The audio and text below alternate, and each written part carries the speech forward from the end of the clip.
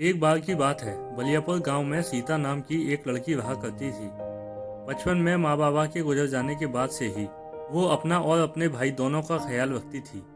सीता जितना भी कमाती थी वो सारा का सारा घर के किराए, गोलू की फीस, राशन में लग जाया करता था और बचे कुचे पैसों से वो पूरा महीना घर चलाती। सीता का एक सपना था कि वो अपने लिए एक घर खरीदे। एक दिन सुबह सीता का मकान मालिक धनीराम उनके घर पहुंचा। धनीराम, घर पर कोई है? सीता कमरे से बाहर आती है। धनीराम, अरे सीता, तू आ गई? पता मेरा किराया कब देगी? तुम तो आओगी नहीं कभी खुद से किराया देने, तो मैंने सोचा मैं ही आ जाऊं। सीता, इस बार तनख्वाह थोड़ी देर से आएगी, इसलिए नहीं दे पाई। धनीराम, ये तो तुम्हारा रोज का है, कभी भाई बीमार, कभी पगार नहीं आई, तुम्हारा तो हर बार का है। सीता, नहीं ऐसा कुछ नहीं है, मैं आपको किराया दे दूंगी, जैसे ही तनख्वाह आ जाएगी। धनीराम, अरे छोड़ो, तुम्हारा जब मन होता है तब किराया देती हो, कभी टाइम से भी किराया दे दिया करो। सीता, ये सब मैं जानबूझकर नहीं करती, बस मजबूरी की वजह से करना पड़ता है। धनीराम, अरे यार, तुम तो दुखी हो गई। अच्छा सुनो, मैं क्या कहता हूँ, तुम ऐसा करो, मुझसे शादी कर लो, फिर तुम्हें किराया भी नहीं देना पड़ेगा। ये सब सुनकर गोलू भागकर बगल वाली दादी को बुला लाता है। दादी भागते हुए सीता के घर आती है। दादी, क्या तेरा दिमाग ठीक है ना? इस उम्र में तू कैसी बातें कर रहा है? अरे शर्म कर, तेरी बेटी जैसी है, इसने बोल दिया ना, जैसे ही पैसे आएंगे वो दे देगी। अब तू जा, मुझे उससे कुछ काम है। धनीराम, अरे ऐसे कैसे? दादी, मैंने कहा ना, तू जा अब, तेरे पास कोई काम है कि नहीं जो तू यहाँ आ जाता है? यहाँ से जा, जा यहाँ से। धनीराम, इस बार जा रहा हूँ, अगर अब से किराया टाइम पर नहीं दिया तो घर से निकाल दूंगा, समझी? दादी, तू इस पागल की बातों को दिल से मत लगा, ये बुढ़ा तो पागल है। क्या तुझे देर नहीं हो रही है? तुझे भी तो काम पर जाना है। सीता, दादी, आज अगर आप नहीं होती तो पता नहीं मुझे क्या क्या सुनना पड़ता।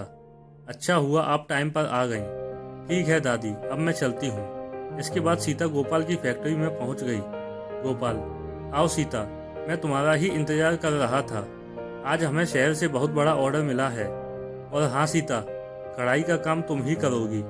अगर ये ऑर्डर पूरा हो गया तो मैं तुम सबको बोनस दूंगा। सब मन लगाकर काम करना। सब अपने अपने काम में लग गए। कई दिनों तक काम करने के बाद ऑर्डर पूरा हो गया। सीता, सुनो रेशमा, मैं घर जा रही हूँ, तुम्हारा काम हो गया है तो तुम भी चलो। रेशमा, नहीं, अभी थोड़ा काम बाकी है, तुम जाओ, मैं मालती के साथ आ जाऊंगी। सीता, ठीक है। इसके बाद सीता घर चली गई। उसके जाते ही मालती बोलती है, मालती, ये सीता ना जब देखो अपने मन की करती है। पहले तो सुबह देर से आती है और शाम को जल्दी चली जाती है। रेशमा, छोड़ ना, तू भी कुछ भी बोलती है। सुबह उसके घर में कुछ हो गया था और अभी उसका काम खत्म हो गया। वैसे भी जाने का समय तो हो चुका है। मालती, तू तो जब देखो उसकी तारीफ करती है। रेशमा, अरे छोड़ ना, बहुत काम करना बाकी है, अभी जल्दी जल्दी अपना काम कर। अगले दिन सारा ऑर्डर पैक करके शहर भेज दिया जाता है। 2 दिन बाद सब अपना काम कर रहे थे, तभी शहर से उस कंपनी का मैनेजर वहां पहुंचता है। मैनेजर, गोपाल, कहाँ हो तुम? गोपाल, अरे आप यहाँ कैसे आना हुआ? मैनेजर, बस करो ये सब, तुम्हें मैंने कितना जरूरी ऑर्डर दिया था और तुमने क्या किया है? कम से कम ऑर्डर भेजने से पहले कपड़ों को देख तो लेते। गोपाल, अब क्या हुआ सर? मैनेजर, ये देखो, कहीं से कपड़े खिंचे हैं, कहीं पर धागे उलझे हैं। मुझे तुमसे कोई बात नहीं करनी है, मुझे हमारे सारे पैसे चाहिए बस। गोपाल, ऐसा मत कहिए, हमें एक और मौका दे दीजिए।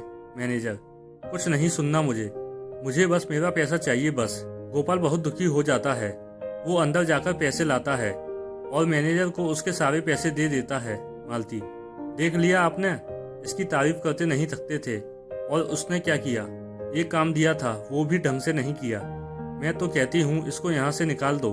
आज इसकी वजह से पहली बार आपको किसी से इतना सब कुछ सुनना पड़ा। सीता, ये कैसी बातें कर रही हो? तुम्हें क्या लगता है मैं ऐसे काम करके भेजूंगी? मैंने कभी भी ऐसा काम नहीं किया, समझी तुम? मालती, पहले तो काम खराब करती हो, फिर झूठ बोलती हो। सीता, तुम ये सब क्यों बोल रही हो? गोपाल, तुम चली जाओ, तुम्हारे जितने भी पैसे हैं वो मैं दे दूंगा। आज से पहले किसी ने भी मुझे मेरे काम के लिए इतना बेइज्जत नहीं किया। आज मुझे पहली बार यह सब सुनना पड़ा। तुम चली जाओ बस। यह सब सुनने के बाद सीता दुखी मन से वहां से चली गई। सीता गांव के तालाब के पास जाकर बैठकर रोने लगी। शाम होते ही सीता अपने घर वापस लौट गई। दादी, क्या हुआ सीता? तुम इतनी दुखी? क्या हुआ?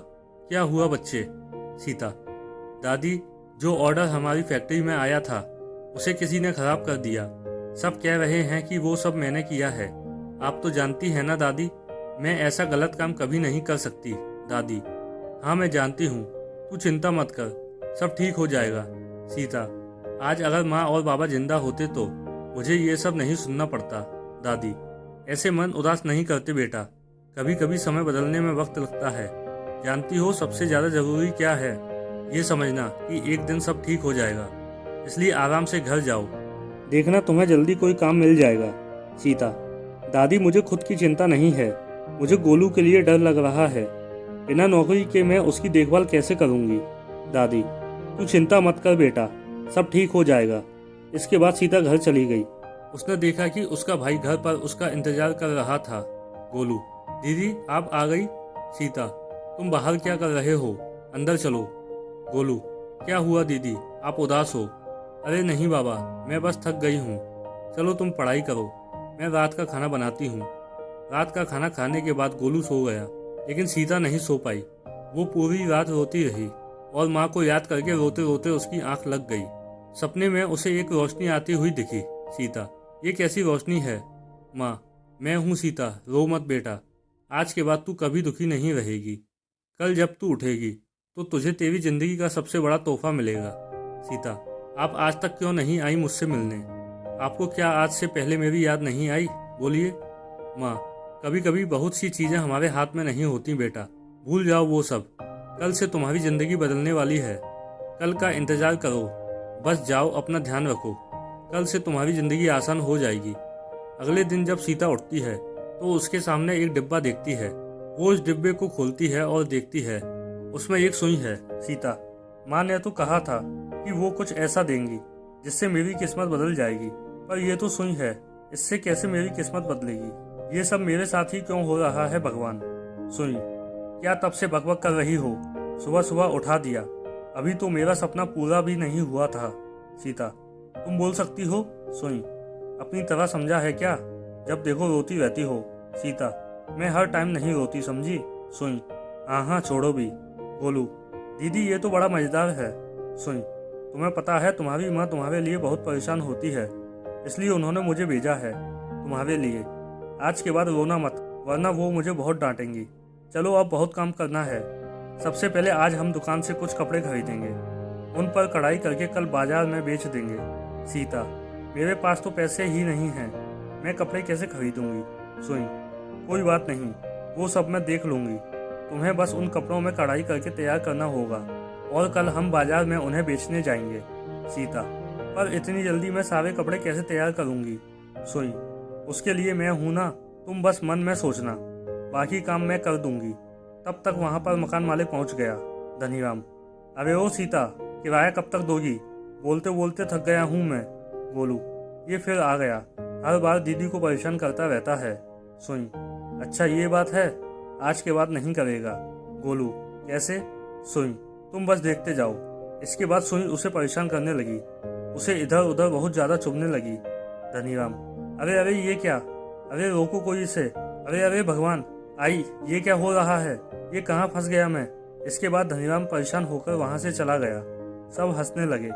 गोलू, आज तो बड़ा मजा आया, कैसे नाच रहा था वो, तुम तो बड़े कमाल की हो। सुई, बोला था ना मैं कुछ भी कर सकती हूँ। सीता, चलो हमें बहुत सारा काम करना है, कल सुबह हमें बाजार भी तो जाना है। सुई, तुम्हें जादू देखना है गोलू? गोलू, हाँ मुझे देखना है।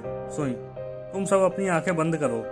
जैसे ही उन सब ने अपनी आंखें बंद की, जादुई सुई ने अपने जादू से वहां कुछ कपड़े मेज पर रख दिए और कढ़ाई के लिए जितना भी सामान चाहिए था वो भी रख दिया। घर पर पैसे ना होने की वजह से घर में खाने के लिए कुछ भी नहीं बचा था। गोलू, दीदी भूख लगी है। सीता जैसे ही किचन में गई, उसे पता चला खाना तो बहुत कम है, इतने में कुछ नहीं हो पाएगा किसी का। अब जैसे ही जादुई सुई किचन में जाकर देखने लगी कि खाने के लिए कुछ भी नहीं है, तो वो अपने जादू से सारा राशन भर देती है और बहुत सारा खाना जमीन पर लगा देती है। गोलू, इतना सारा खाना, आज तो बहुत मज़ा आएगा। सुई, जल्दी जल्दी खा लो, उसके बाद हमें काम भी करना है। सबके सब भरपेट खाना खाते हैं। खाना खाने के बाद सबके सब काम करने के लिए मेज के सामने खड़े हो जाते हैं। इसके बाद सीता अपने मन में जो जो डिजाइन सोचती है, जादुई सुई वैसे ही डिजाइन कपड़ों पर बनाने लगती है। रात तक सारे कपड़े तैयार हो जाते हैं। अगली सुबह सीता बाजार जाती है और एक अच्छी जगह देखकर वहां पर अपना सामान लगा देती है। सीता, आइए आइए, यहाँ देखिए कितने अच्छे अच्छे कपड़े हैं। ऐसी कारीगरी आपने कभी नहीं देखी होगी। देखना बिल्कुल मुफ्त है। जो भी आएगा खुद को निराश नहीं पाएगा। एक बार जरूर आएं। दो औरतें आपस में बात करते हुए। पहली औरत, चलें क्या? एक बार देखते हैं ना कैसे कपड़े हैं। देखने में क्या दिक्कत है, अब चलो ना। दोनों की दोनों सीता के सामने आ जाती हैं। सीता, आइए ना, ये देखिए। पहली औरत, अरे ये तो कितना सुंदर है, तू देखना। दूसरी औरत, अरे हाँ, ये तो बहुत सुंदर है। ऐसा करो, मुझे एक जोड़ी दे दो। धीरे धीरे वहाँ के सारे कपड़े बिक गए। काम खत्म होने के बाद सीता अपने घर लौट गई। गोलू, कैसा गया आज का दिन? सीता, आज तो कमाल हो गया। इतने सारे लोग थे कि सामान कम पड़ गया। पता है, उन्हें हमारा काम बहुत पसंद आया। वो बस मांगते ही जा रहे थे। हमें बस आगे भी ऐसे ही मेहनत करनी होगी। सीता दिन रात मेहनत करने लगी। कुछ महीनों में सीता ने अपने लिए एक दुकान खरीद ली और उस दुकान से जितनी भी कमाई होती उससे सीता ने घर खरीद लिया। तीनों वहाँ खुशी से रहने लग गए। एक दिन सीता की दुकान पर एक औरत आई। औरत, आपका नाम सीता है क्या? मैं आपका काम देख सकती हूँ? सीता, हाँ जी बिल्कुल। सीता उस औरत को अपने कुछ काम के नमूने दिखाती है। औरत, ये सब तुमने कहाँ से सीखा? सीता, मैंने ये सब खुद से ही सीखा है। औरत, वाह, तुमने तो बड़ी कम उम्र में पक्का काम सीख लिया है। सीता, हाँ जी। औरत, हमें 130 सेट चाहिए। क्या आप हमें एक हफ्ते में ये ऑर्डर पूरा करके दे सकती हैं? सीता, ठीक है। औरत, हमारा बिजनेस बहुत टाइम से अच्छा नहीं चल रहा है। अगर आप हमारी मदद करेंगे तो हमें लगता है शायद हमारे बिजनेस को मदद मिलेगी। मैं एक हफ्ते बाद आती हूँ। आपके पास कल सारा मटेरियल पहुँच जाएगा। सीता, ठीक है। सभी ने मिलकर एक हफ्ते में ऑर्डर कंप्लीट कर दिया। औरत, नमस्ते, ऑर्डर पूरा हो गया क्या? सीता, हाँ जी, पूरा हो गया। बस हम आपका इंतजार कर रहे थे। औरत, सारा सामान ठीक से पैक कर दिया है ना? सीता, हाँ जी। औरत, ये लीजिए आपकी पेमेंट। इसके बाद वो औरत सामान लेकर चली जाती है। जो मैनेजर पहले गोपाल की दुकान पर आया था, वो मैनेजर इसी औरत की कंपनी में काम करता है। औरत, ये लो, इस बार हम जितने भी लहंगे डिजाइन करेंगे इन्हीं कपड़ों से करेंगे। मैनेजर, मैडम, आप ये कपड़े कहाँ से लाई हैं? इनमें तो कितना बढ़िया काम हुआ है। मैडम, मेरी मौसी की बेटी ने इनसे कपड़े खरीदे। जब मैंने उसके कपड़े देखे तो मैंने पूछा कि तुमने ये कहाँ से खरीदे, तो उसने मुझे उनका पता बताया। फिर मैंने वहाँ जाकर उनको हमारे लिए 130 सेट पूरे करने का ऑर्डर दिया। मैनेजर, मैडम, आप क्या हमें उनसे मिलवा सकती हैं? आगे से जितना भी काम होगा खुद जाके कंप्लीट कर दूंगा। मैडम, ठीक है। मैं कुछ दिनों बाद दूसरा ऑर्डर देने के लिए उनके पास जाऊंगी, तब तुम हमारे साथ चलना। कुछ दिनों बाद मैडम और वो मैनेजर दोनों की दोनों सीता से मिलने उसकी दुकान पर जाते हैं। दोनों कार से उतरते हैं। इसके बाद वो औरत सीता की दुकान में काम करने वाले एक आदमी से कहती है, सीता को बुलाना। सीता बाहर आती है। मैडम, इनसे मिलिए, ये हैं सीता। वो ऑर्डर इन्होंने ही पूरा किया था। मैनेजर, तुमने ये ऑर्डर पूरा किया है? मैडम, तुम क्या इन्हें जानते हो?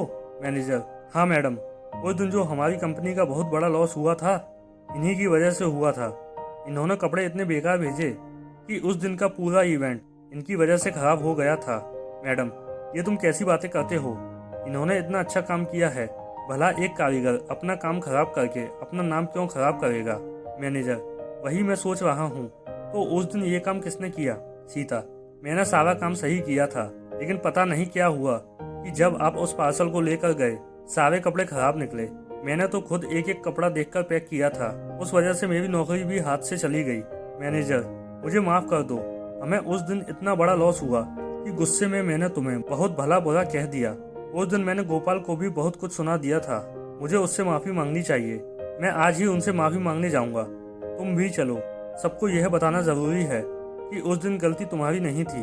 मैडम, हाँ सीता, तुम्हें जाना चाहिए। जिसने ये गलत काम किया है उसे सजा मिलनी चाहिए। सीता, मैडम और वो मैनेजर तीनों के तीनों गोपाल के कारखाने में जाते हैं। गोपाल, आप सब यहाँ? मैनेजर, मुझे माफ़ कर दो गोपाल, मुझे आज पता चला कि उस दिन गलती सीता की नहीं थी। किसी ने जानबूझकर वो कपड़े खराब किए थे, लेकिन वो कौन था वो सब मुझे नहीं पता, लेकिन तुम्हारे लोगों में से ही कोई है। गोपाल, उस दिन आखिर में कौन गया था?